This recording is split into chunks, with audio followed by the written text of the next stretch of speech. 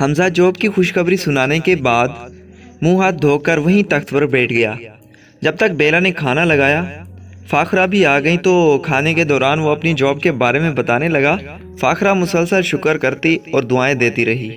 اماں ساری دعائیں بھائی کے لیے، میرے لیے کچھ نہیں۔ آخر بیلا نے بول ہی دیا تو فاخرہ نے ایک دم اسے گلے لگا لیا۔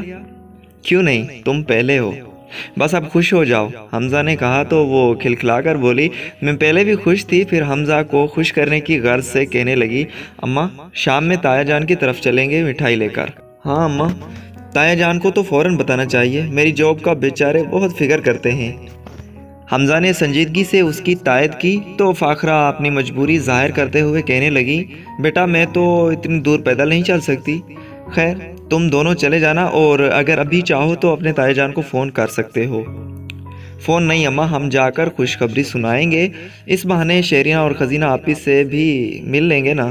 بیلا کا اشتیاق دیکھتے ہوئے فاخرہ خاموش رہی تھی۔ حمزہ نے کہا، ٹھیک ہے میں کچھ دیر سو لوں۔ وہ دسترخوان سے ہاتھ صاف کرتے ہوئے اٹھ کر اپنے کمرے میں آ گیا۔ اس کا ارادہ ایک آدھا گھنٹے کی نیند لینے کا تھا، لیکن ایک بڑا مسئلہ حل ہو جانے کا اطمینان بھی تھا، تو وہ گہری نیند ہو گیا۔ شام سے کچھ پہلے بیلا نے اسے اٹھایا تو وہ یہی سمجھا کہ صبح ہو گئی ہے۔ جب ہی ہڑبڑا کر اٹھ کھڑا ہوا، ارے آج تو مجھے آفس جانا ہے۔ کیا مطلب، آپ کی نائٹ ڈیوٹی ہے؟ بیلا نے سیدھے سادے انداز میں پوچھا تو وہ چونک کر دروازے سے باہر دیکھنے لگا جہاں شام اتر رہی تھی۔ تایا جان کے یہاں جانا ہے بھائی جان، بیلا نے زور سے کہا تو ہاں چلو میں 5 منٹ میں آتا ہوں۔ اس نے بیلا کو کمرے سے باہر نکالا اور پھر بہت عجلت میں تیار ہو کر اسے ساتھ لے کر گھر سے نکلا تھا۔ آج کا دن اس کے لیے بڑا مبارک ہی ثابت ہو رہا تھا۔ قسمت ساتھ دے رہی تھی، کیونکہ اس کی خواہش کے عین مطابق گیٹ شیرینہ نے ہی کھولا تھا۔ میں یہ ہرگز نہیں کہوں گا کہ کاش میں کچھ اور مانگ لیتا، اس نے شیرینہ کو دیکھتے ہی خوش ہو کر کہا تو وہ اس کا مطلب سمجھ کر بے ساختہ مسکرائی تھی۔ کیا مطلب ہے آپ کا؟ بیلا نے بے دھیانی سے ٹھوکا تھا تو کوئی مطلب نہیں، چلو تم اندر جاؤ۔ وہ بیلا کو اندر دھکیل کر شیرینہ کی طرف متوجہ ہوا تو جلدی سے بولی، تم بھی چلو نا۔ کہاں؟ وہ شرارت سے مسکرایا، اندر ابو کے پاس۔ چلتا ہوں، پہلے تم سے تو مل لوں۔ پتہ ہے تمام راستہ یہی دعا کرتا آیا ہوں کہ پہلے تم سے ملاقات ہو جائے، اور اس سے پہلے کہ تائی جان تمہیں پکار لیں۔ سن لو کہ میں کل سے آفس جوائن کر رہا ہوں۔ آفس؟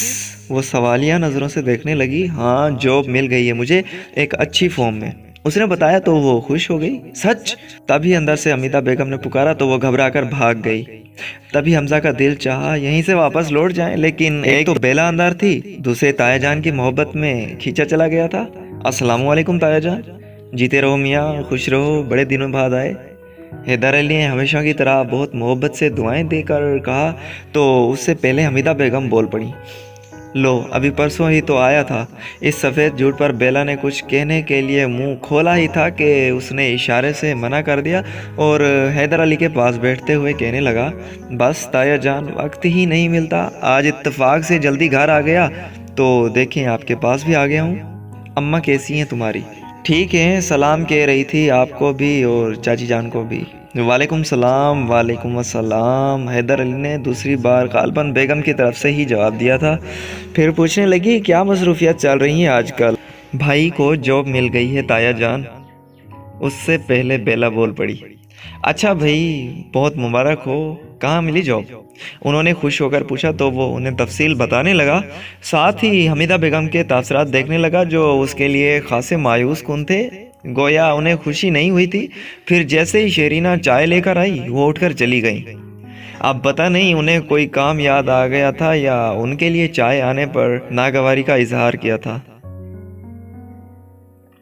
اسے بہرحال بہت برا محسوس ہوا اور چائے پینے کو دل ہی نہیں چاہا۔ بس تایا جان کی محبت تھی جو مجبور کر دیتی تھی۔ پھر خزینہ بھی سن کر آ گئی اور وہ لڑکی اپنی باتوں سے ماحول کو خوشگوار بنا دیتی تھی۔ ابھی اصرار کرنے لگی کہ وہ لوگ کھانا کھا کر جائیں گے، لیکن وہ اماں کے اکیلے ہونے کا بہانہ کر کے اٹھ گیا تھا۔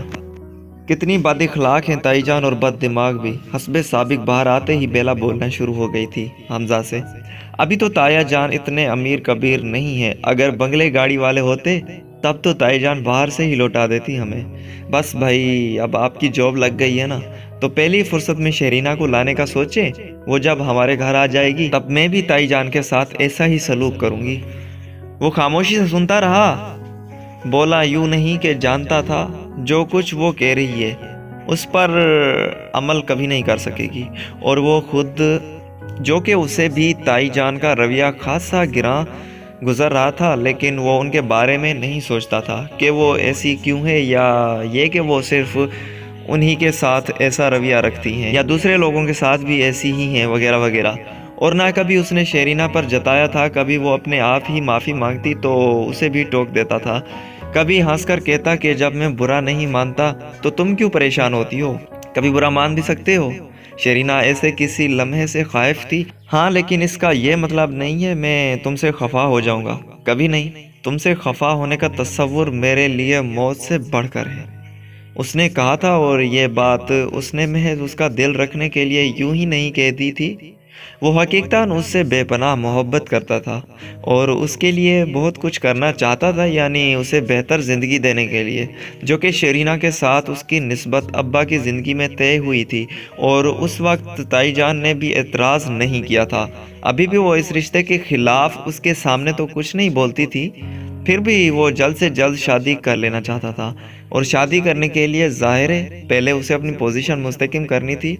इस कोशिश में कब से तो वो ख्वारी हो रहा था, और अब सुबह जहां उसे जाना था वहां उसके ख्याल में वो अपनी मोहब्बत से जल्द कोई अच्छी पोस्ट हासिल करने में कामयाब हो सकता था।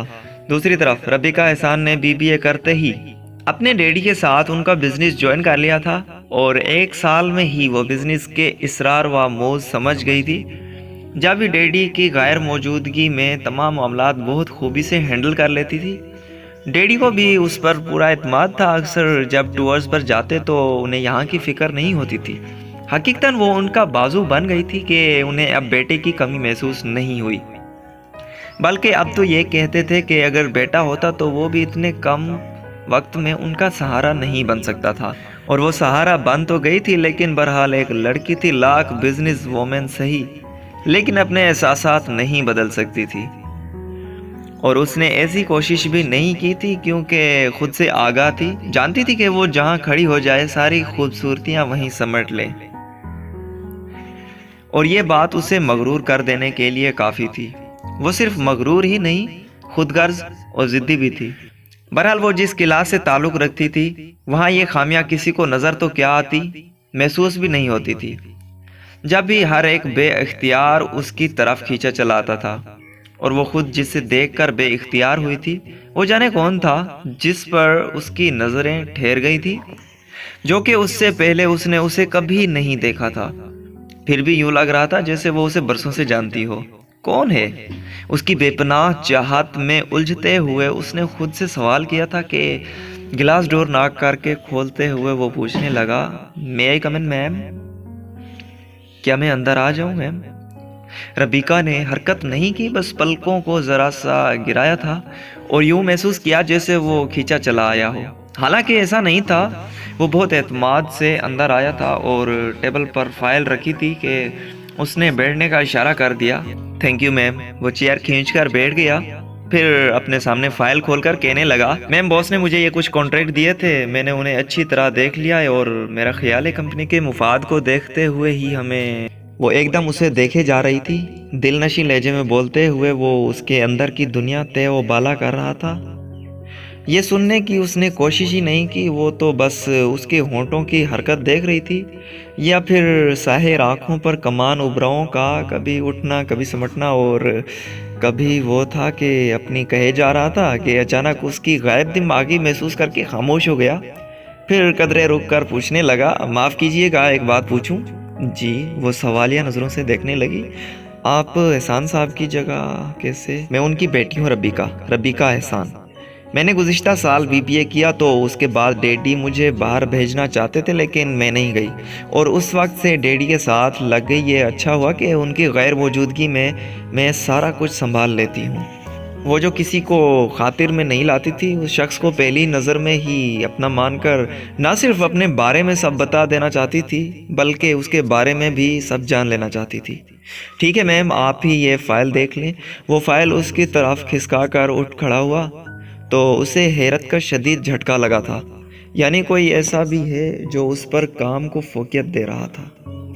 ہوں، وہ فائل پر ہاتھ رکھ کر پوچھنے لگی، آپ کا نام؟ حمزہ احمد علی۔ وہ بتا کر چند لمحے رکا کہ شاید کوئی سوال ہوگا، لیکن اس نے صرف سر ہلانے پر اکتفا کیا، پھر اسے جاتے ہوئے دیکھنے لگی۔ دوسری طرف خزینہ نے شیرینہ کو لائٹ آف کرنے کا کہہ کر آنکھوں پر بازو رکھا تھا کہ حمیدہ بیگم آ گئیں۔ خزینہ سو گئی کیا؟ نہیں، کیا بات ہے؟ وہ آنکھوں سے بازو ہٹا کر انہیں دیکھنے لگی۔ وہ بس یہ کہہ رہی تھی کہ تمہاری خالہ کا فون آیا تھا، بتا رہی تھی شرجیل کی ترقی ہو گئی ہے۔ میں تو کہتی ہوں بیٹا گھر کا لڑکا ہے، آنکھوں کے سامنے پلا بڑا ہے۔ امی، اس نے بول دیا، میں مانتی ہوں شرجیل اچھا لڑکا ہے، لیکن مجھے اس سے شادی نہیں کرنی۔ خزی شیرینہ جو الماری میں سردی کچھ تلاش کرنے میں مصروف تھی، فوراً الماری بند کر کے اس سے کہنے لگی، عالیہ خالہ اتنا چاہتی ہیں تمہیں، اور پھر شرجیل بھائی کی بھی یہی مرضی ہے۔ تم چپ رہو۔ اس نے شیرینہ کو ڈانٹ دیا تو وہ برا سا منہ بناتی ہوئی چکر کاٹ کر اپنے بیڈ پر آ بیٹھی، لیکن ساری توجہ پھر بھی ادھر ہی تھی۔ پھر تم کیا چاہتی ہو؟ حمیدہ بیگم نے اس سے پوچھا تو وہ جیسے تنگ پڑ کر بولی تھی، میں کیا چاہتی ہوں؟ اس بات کو چھوڑ دیں امی، بس مجھے ابھی شادی نہیں کرنی۔ بیٹا شادی کی یہی عمر ہوتی ہے۔ حمیدہ بیگم کا ایک اسی پر بس نہیں چلتا تھا۔ پھر تمہارے بعد شیرینہ ہے، تمہاری ذمہ داری سے نکلوں تو اس کا سوچوں؟ آپ پہلے اس کا سوچ لیں، بلکہ سوچنا کیا ہے، میں تو کہتی ہوں اس کی شادی کر دیں۔ حمزہ ماشاءاللہ روزگار سے لگ گیا ہے، اس نے جتنے آرام سے کہا۔ حمیدہ بیگم اسی قدر بھڑک کر اٹھی تھی۔ تمہارا دماغ خراب ہے؟ تم سے پہلے چھوٹی کی کیسے کر دوں؟ لوگوں کو کیا جواب دوں گی؟ لوگوں کی پرواہ آپ کو کب سے ہونے لگی؟ اس نے حمیدہ بیگم کے بھڑکنے کا نوٹس نہیں لیا۔ تو دوستو یہاں پر آج کے ایپیسوڈ کا اختتام ہوتا ہے۔ ملتے ہیں اگلی ایپیسوڈ میں، تب تک کے لیے اللہ حافظ۔